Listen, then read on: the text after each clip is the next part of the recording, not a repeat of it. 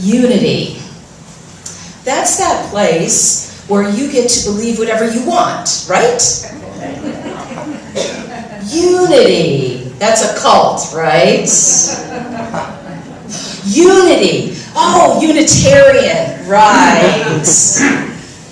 Unity. A lot of confusion about unity. Everybody's got their story. That's the beauty. In unity, we all see it and define it our own way, and yet there is a history that we all come from, and there are some principles that we all believe in. So what exactly is unity? Where did we come from? I think it's important to know what our history is. I used to not be a big fan of history, and then I married a guy who's really into history, and it turns out it's really helpful. There's really some good stuff back there that it's helpful to know about. And I find that it's really good to understand our roots, and it's easy not to. And I bet that there are some of you out there who know some things already about unity that are really cool. We have a really fascinating background. And there may be some of you, especially the folks who just walked in today, who have no idea what they've just stepped into and may not know anything about the history, or they may know more than we do because they've done their research. What I'd like to do is find out, first of all, what do we already know about the history of unity and what we believe in? I call it the history and the principles. And I'm thinking that we may know more than we think, and what I'd like to do is give you a chance to, yeah, that's right, she's on the move. The video camera person just went, oh, she's on the move, yep. What I'd like to do is for you to get to know each other a little bit, and I'm going to ask you in a minute to turn to another group of people. I'm going to ask for groups of 4. Just hopefully most of you can stay where you are and just kind of huddle up or turn around to the people in the row behind you. But 2, 3, 4 people, no more than 4, because otherwise everyone won't get a chance to talk. So 2, 3, 4 people. So 4 is good, 5 is bad. You failed. 4 is good, 5, you did not follow the directions. What is 4? Good. And what is 5? Bad. That's right. We try not to use that language, but every now and then. So I'm going to give you about 5, 6, 7 minutes to talk. Introduce yourself quickly, what your names are, and then what do you know about the history? And if you don't know anything, make it up. Let's just see what fun things you can come up with. And then a little bit, if you get through the history part of it, what are the key things about unity? What are the teachings? What do you like about it? But if you know something about the history, let each other know what you've already heard or read or think you know, all right? So here you go, free for all. I'm going to give you about 6, 7 minutes. Turn to some other people, find your little group. And if you need to get up and move and meet someone new, that's great too.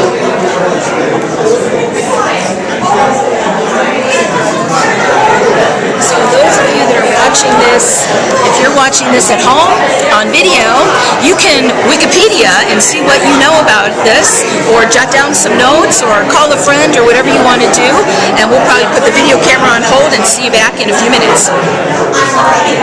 And first thing I want to say is congratulations on following the directions. I have never seen a group actually end up with groups of 3 and 4. Someone always has to break the rules, so give yourselves a round of applause. You make exercise.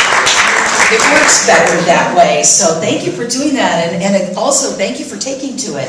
This is a big part of what unity is about, or really any church, I hope, is about community. It's about getting to know the people around you. So that's church. We just did church right there, even if I weren't up here as the minister. And so someone asked about the church, and they're like, well, who are you?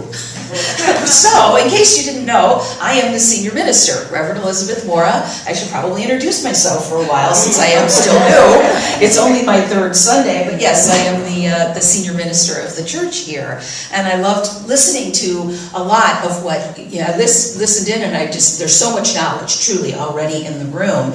And so I won't hand you the microphone, but I want to ask, so what do we know about the history? Throw out any history facts that we know. Who knows something about how unity came to be? Yes? Charles and Myrtle Fillmore. Charles and Myrtle Fillmore. Is that a new name for anybody? Charles and Myrtle Fillmore? Yeah, there's some people. I've never heard of Charles and Myrtle. So already we're learning. So Charles and Myrtle Fillmore, who are they? The founders. So first and foremost, Unity was founded by two people, which is pretty unusual. We were founded by a married couple, Charles and Myrtle Fillmore. And does anyone know what the official year is that Unity was founded? 1889. Yeah, so we count it as 1889 for those of you who are keeping track. Yes, so a lot happened around that time, and we count that as when Modern Thought magazine was first published. But a lot had been brewing before that happened. What else do we know? Charles and Myrtle. That was through healing. Through healing. Anybody know the healing story? No. Yeah. What was that? Myrtle had tuberculosis. There we go. So Myrtle had tuberculosis. So again, this is in the mid-1880s. Myrtle had tuberculosis, which would have been a death sentence back then, right? So Myrtle had been sickly her whole life. And what happened? So she had tuberculosis, and what did she stumble upon? Prayer and meditation. Say it loud. E.B. Weeks. You've got a few real historians here. So Myrtle went to a lecture by a gentleman named E.B. Weeks. And he talked about the power of your thought to change your life, to change your body, to change your mind. So we started as a healing ministry with the power of prayer. So when you tell people what is Unity about, what do we really believe in? We believe in the power of prayer to heal. So Myrtle, over a 2-year period, healed herself of tuberculosis. That is our foundation story. Now, did Myrtle really have tuberculosis? We have no way of knowing, and there's a really interesting way I have expanded my thought on this. Whether Myrtle had tuberculosis in her body or just in her mind, she healed herself. Because illness starts in the mind, it has a mind component, I should at least say. There is always a component to the mind. So whether we believe we're sick or we really are sick, physically, we can heal ourselves to some degree. Some of us more than others, perhaps. But Myrtle changed the thinking and the physical nature of her body and saved herself from death. And what about Charles? Anyone know what Charles did? He had a leg issue. He had an ice skating accident. So one leg was a little bit shorter. And when he saw what Myrtle was doing, he decided to try it very practically and said, let me take an experiment. He was like a mad scientist. And he wasn't going to just believe this. So this isn't just about faith. This is also about science and practicality and what works. And 130 years later now, what are we reading about the brain? Every time you turn around, there's something that explains the power of the brain to heal and to regenerate. And Charles was way ahead of his time, Charles and Myrtle. And they proved, and so his leg got better. Now, he did still walk with a slight limp, but both Charles and Myrtle healed themselves through the power of prayer. And so, anyone know what religion Myrtle grew up with? Christian Science. Close, good guess. She was a Methodist. Oh. She was a Methodist, so we have a method also in the Unity teachings of what we truly believe about the power of God everywhere, goodness present, and that is the truth of us. So she grew up a Methodist, and Charles grew up with an Indian community. So he came from Minnesota, she came from Ohio. And does anyone know what Myrtle's maiden name was? Paige. Someone had it. You ever heard of Pagetown, Ohio? That's where Myrtle was from, and it's named for her family. See these cool things? I think these are really fascinating facts. So, and they were both born in the mid-1800s. Myrtle died in 31 and Charles in 48, and Charles remarried and had a second wife. Anyone know her name? Cora. Yeah, he had a second wife for a time there named Cora. So what else do we know? What do we know about the teachings? What is it that brings you here? Affirmations. Affirmations. What else brings you here? Practical Christianity. Practical Christianity. Christianity that you can use that works in your life. What else? Acceptance of everyone. I heard that from another group. Acceptance of everyone. And this week is an interesting week to be talking about that, given what just happened in the Methodist Church this week. So the Methodist Church just voted not to accept homosexuality in the church. So they won't be conducting marriages, and this is not to pile on to the trouble that the church is having, because every church has troubles and splits and all of that. But we are very different in unity, and I think that is one of the things I'm the most proud of, is that we welcome everyone. And here's the thing. I believe that there's a lot of false advertising out there. There are a lot of churches that say we welcome everyone, but they don't really welcome you as you are. We welcome you as long as you change or understand our way of thinking when you get here. Unity is very different, and it can be our greatest challenge sometimes, that we believe a lot of things, but one thing that we do is we welcome and include everyone. We have been conducting gay marriages for many years, and not only do we ordain women, we were founded by a woman. And there are a lot of churches today that still would not ordain me. And so I think that is one of the things that makes us really special, that we really welcome you and we really mean it. And so it does mean that there's a little more diversity sometimes in what we believe, but there are a couple of core beliefs. What are our core beliefs? Anyone know first and second principle? God is good. God is good. Second principle? Humanity is basically good. Humanity is basically good. Thank you. That is what we believe, and that may be a little, is that different from what you grew up with in your religion? That humanity is basically good? Okay, it's only different for two of us? Really? Gosh, that's amazing. Okay, most of us it was different. Okay, at least half of us. It was different. I grew up in a religion that told me I was bad. I was very confused about exactly what I'd done wrong, but I know I'd done something wrong, and the guy up front was really mad at me. That's not what you find here. You find someone who welcomes you and loves you and still challenges you. Yes, but we affirm the divinity in each person. That's a very different starting place than a lot of places. So understanding where we've come from and what our core principles are really important to us. That we started out open. We started out as a movement that didn't want to be a church.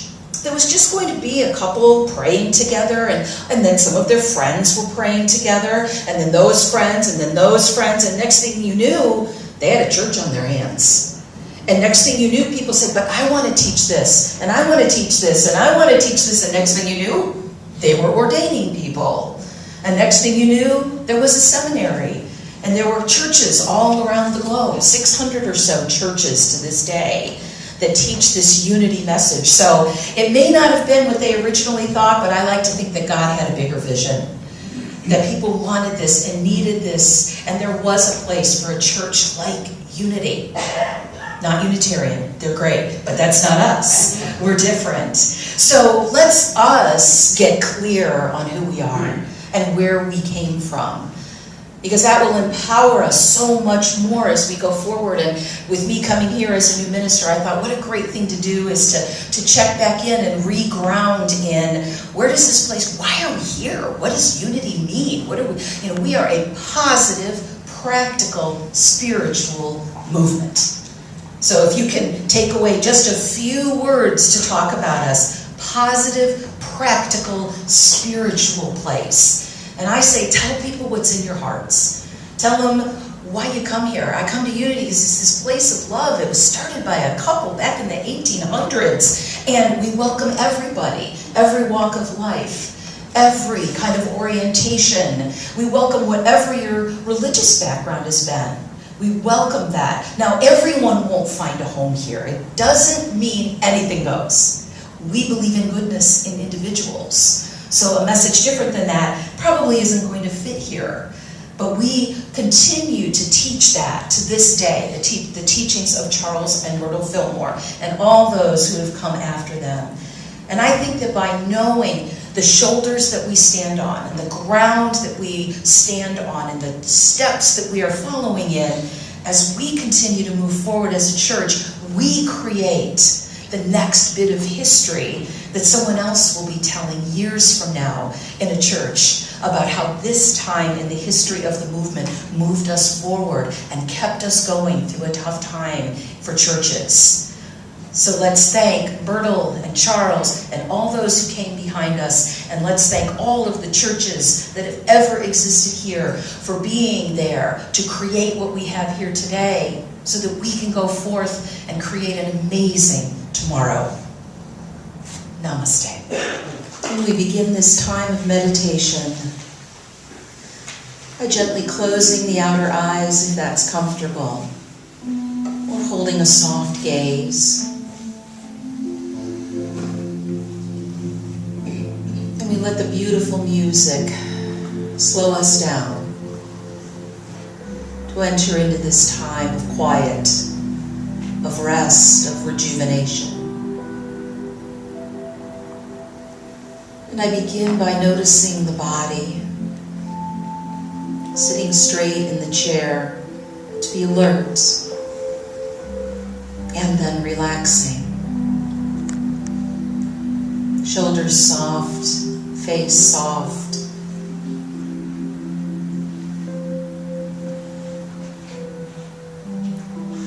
And then I notice the breath as it comes and it goes.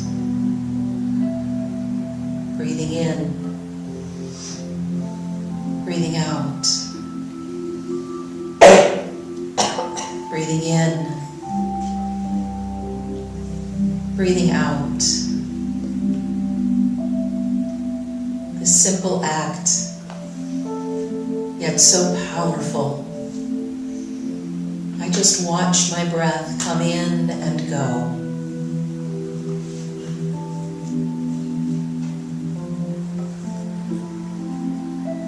Without any effort, it comes and it releases naturally.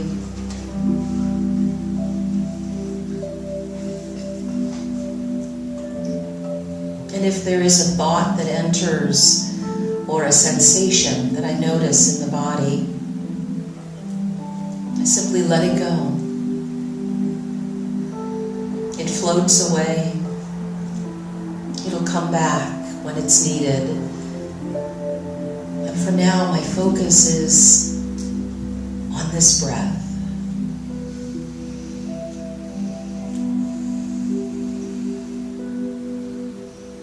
And I rest with this breath in the silence.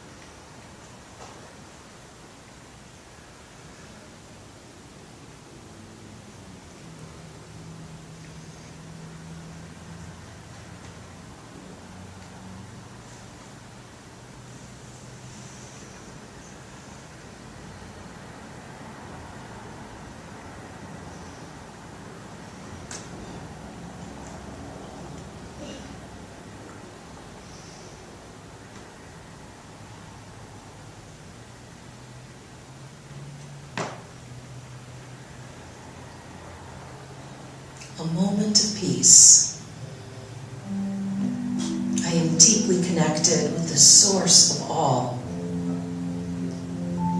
From the stillness and the quiet comes everything forth. And I am reminded of the depth of my being from this time. And from this power comes all of life. The joy, the challenges. And in any moment, I have this power waiting for me to tap in and remember. Breathing in this moment, I am all I need to be. so it is.